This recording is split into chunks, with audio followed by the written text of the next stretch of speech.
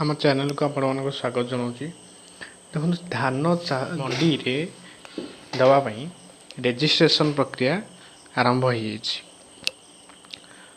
ତାକୁ ଆବେଦନ କରିବା ପାଇଁ ଗୋଟେ ଫର୍ମ ରହିଛି। ସେ ଫର୍ମଟିକୁ ନେଇକି ଫିଲ୍ଅପ୍ କରିକି ସମିତି ସଭ୍ୟ କାର୍ଯ୍ୟାଳୟରେ ଦାଖଲ କରିବାକୁ ହେବ। ଏଠି ଦେଖନ୍ତୁ ଖରିଫ ଧାନ କ୍ରୟ ପାଇଁ ଚାଷୀ ପଞ୍ଜୀକରଣ, ଯାହାକି ଆମ ରାଜ୍ୟରେ ଖରିଫ ଧାନ ସଂଗ୍ରହ 1/11/2025 ତାରିଖ ଠାରୁ 31/3 ତାରିଖ ମଧ୍ୟରେ ପରିଚାଳିତ ହେବ। ତେବେ ଏହାର ଆବେଦନ ତାରିଖ ରହିଛି 19/7/2025ରୁ ଆରମ୍ଭ ହୋଇଛି ଏବଂ ତାରିଖ ଲାଷ୍ଟ ଡେଟ୍ ରହୁଛି 20/8/2025 ମଧ୍ୟରେ ସମିତି କାର୍ଯ୍ୟାଳୟରେ ଆବେଦନ କରିପାରିବେ। ଏହାର ୱେବସାଇଟ୍ ରହିଛି foododisha.com। ଏଥିରେ ଫର୍ମ ଆଭେଲେବୁଲ୍ ରହିଛି। ଫର୍ମଟି ମଧ୍ୟ ମୁଁ ଆପଣଙ୍କୁ ଦେଖେଇବି। ସେ ଫର୍ମଟି ଆଭେଲେବୁଲ୍, ତାକୁ ଫିଲ୍ଅପ୍ କରିକି ସମିତି କାର୍ଯ୍ୟାଳୟରେ ଦାଖଲ କରିବାକୁ ପଡ଼ିବ। ଏଥିରେ ଆବଶ୍ୟକ ଡକୁମେଣ୍ଟ କ'ଣ କ'ଣ ରହୁଛି ଯଦି ଆମେ ଦେଖିବା, ପଞ୍ଜୀକରଣ ପାଇଁ ଇଚ୍ଛୁକ ଚାଷୀମାନେ ଫର୍ମ ସହିତ ଏହିସବୁ ଯାହାର ଜେରକ୍ସ ରହିଛି, ବିଭିନ୍ନ ପ୍ରକାର ଡକୁମେଣ୍ଟ ଯେଉଁ ରହିଛି, এই ଡକୁମେଣ୍ଟର ଜେରକ୍ସ ନେଇକି ଦେବାକୁ ପଡ଼ିବ, ଯେଉଁଟାକି ଆଧାର କାର୍ଡ଼, ମୋବାଇଲ୍ ନମ୍ବର ଏବଂ ଖତିଆନ ଅଧିକାର ଅଭିଲେଖ ଖତିଆନ ମାନେ ଆର ଯେଉଁଟାକି ଜମି ପଟା, ଜମି ମାଲିକଙ୍କ ସହମତି ପତ୍ର ଯଦି ଭାଗ ଚାଷୀ ହୋଇଥିବେ ତେବେ ଜମି ମାଲିକଙ୍କର ଗୋଟେ ସହମତି ପତ୍ର ରହିଛି ଏବଂ ରେକର୍ଡଧାରୀଙ୍କ ଠାରୁ ସହମତି ପତ୍ର। ନିଜ ବ୍ୟତୀତ ଚାଷୀ ପଞ୍ଜୀକରଣ ସମୟରେ ଆଧାର ଭିତ୍ତିକ EKYC ଜରୁରୀ ଅଟେ।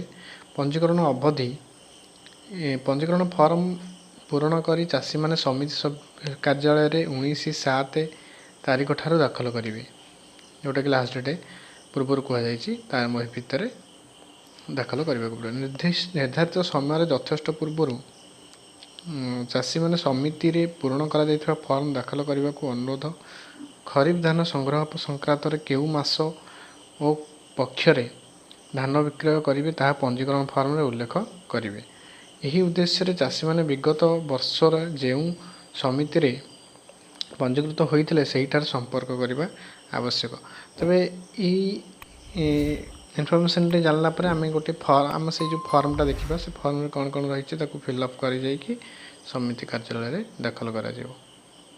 ଆମେ ଦେଖିବା ଏବେ ଫର୍ମଟି ରହିଛି ଓଡ଼ିଶା ସରକାର ଖାଦ୍ୟ ଯୋଗାଣ ଖାଉଟି କଲ୍ୟାଣ ବିଭାଗ ଚାଷୀ ରେଜିଷ୍ଟ୍ରେସନ୍ ଫର୍ମ। ଏଥିରେ କ'ଣ କ'ଣ ସବୁ ରହିଛି ଫିଲ୍ଅପ୍ କରିବାକୁ ଆମେ ଟିକେ ଦେଖିଦେବା। ଏଥିରେ ରହିଛି ଜିଲ୍ଲା, ତହସିଲ, ସହରାଞ୍ଚଳ, ପଞ୍ଚାୟତ, ଗ୍ରାମ ପଞ୍ଚାୟତ, ଗ୍ରାମ, ପିନ୍କୋଡ଼୍ ଏବଂ ଏପଟେ ରହିଛି ନାମ, ସମ୍ପର୍କ ବା ପିତା ବା ସ୍ୱାମୀ ଯାହାଙ୍କର ନାଁ ଦେବାକୁ ଚାହୁଁଛନ୍ତି, ପରିବାରର ସଦସ୍ୟ ସଂଖ୍ୟା, ସମ୍ପର୍କୀୟଙ୍କ ନାମ, ଫୋନ୍ ନମ୍ବର ଦିଆଯିବ। ଆପଣଙ୍କର ଏଠି ଜାତି ସମ୍ପର୍କରେ ଅନୁସୂଚିତ ଜାତି ବା ଜନଜାତି ଏବଂ ଅନ୍ୟାନ୍ୟ ଦେଖାଯିବ। ମଣ୍ଡିକୁ ଧାନ ଆଣିବାର ସମ୍ଭାବିତ ସମୟ, ମାସର ନାମ, କେଉଁ ମାସରେ ଧାନ ବିକ୍ରୟ କରାଯିବ ଏବଂ ପକ୍ଷକୁ ଚୟନ କରାଯିବ, ପ୍ରଥମ ପକ୍ଷ ବା ଦ୍ୱିତୀୟ ପକ୍ଷ। ପ୍ରଥମ ପକ୍ଷ ଦ୍ୱିତୀୟ ପକ୍ଷ ମାନେ ପ୍ରଥମ 15 ଦିନ କିମ୍ବା ଦ୍ୱିତୀୟ ଭାଗର 15 ଦିନ, ସେହି ମାସର କେଉଁ ମାସରେ ଧାନ ବିକ୍ରୟ କରାଯିବ।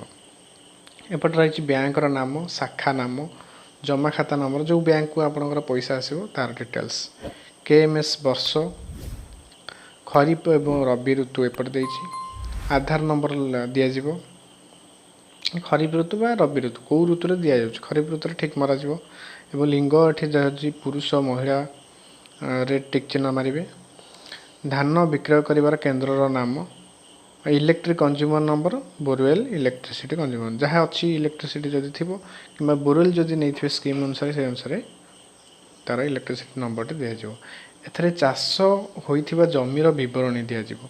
ଏଇ ବକ୍ସରେ ଆପଣଙ୍କର ତହସିଲ ଯେଉଁ ଜମି ଅଛି ଆର ରେକର୍ଡ଼ରେ ତାହାର ମୌଜା, ଖାତା ନମ୍ବର, ପ୍ଲଟ୍ ନମ୍ବର, ଜମିର ମାଲିକ ଏବଂ ମାଲିକଙ୍କ ସହିତ ସମ୍ପର୍କ ବା ପିତାଙ୍କ ନାମ ଇତ୍ୟାଦି ଲେଖାଯିବ।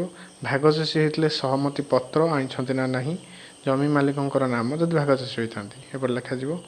ଆଉ ଜମି ମାଲିକଙ୍କର ଆଧାର ନମ୍ବର, ଜମି ମାଲିକଙ୍କ ମୋବାଇଲ୍ ନମ୍ବର, ଜମିର ପରିମାଣ ପଟ୍ଟା ଅନୁସାରେ ଏବଂ ଚାଷ ହୋଇଥିବ। ମନେକର କିଛି ଜମିରେ କ'ଣ ହେଇଛି ନା 30 ଡିସିମିଲ୍ ମନେକର ଜମି ଅଛି, 20 ଡିସିମିଲ୍ ଜଣେ ଚାଷ କରିଛି ଆଉ ନାହିଁ କରିନାହାନ୍ତି, ତ ସେହି ଅନୁସାରେ ଆମ ଏଠି ପକାଯିବ। କିସମ ଯାହା ପଟ୍ଟାରେ ଉଲ୍ଲେଖ ଅଛି ଏବଂ ଜଳସେଚନର ଉତ୍ସ, ଯାହା ଥିବ ସେଭଳି 1 2 3 ସିରିयल ନମ୍ବର ଅଛି, ଯେତିକି ପ୍ଲଟ୍ ଅଛି ବା ପଟ୍ଟା ଅଛି ଖାତା ନମ୍ବର ସେ ଅନୁସାରେ ଫିଲ୍ଅପ୍ କରି ଦିଆଯିବ। ତାପରେ ଏଠି ରହିଲା ଆପଣଙ୍କର ଦସ୍ତଖତ, ଗୋଟେ ଚାଷୀଙ୍କର ଟିପ ଚିହ୍ନ ବା ଦସ୍ତଖତ, ଏତିକି କରାଯାଇ ଫର୍ମଟି ଦାଖଲ କରାଯିବ। ବାସ୍ ଏତିକି ଥିଲା ଇନଫର୍ମେସନ୍ଟି। ଏହିପରି ଆଗକୁ ଭଲ ଇନଫର୍ମେସନ୍ ପାଇବାକୁ ହେଲେ ଆମ ଚ୍ୟାନେଲକୁ ଲାଇକ୍ ଏବଂ ସବସ୍କ୍ରାଇବ୍ କରି ରଖିଥାନ୍ତୁ। ଧନ୍ୟବାଦ।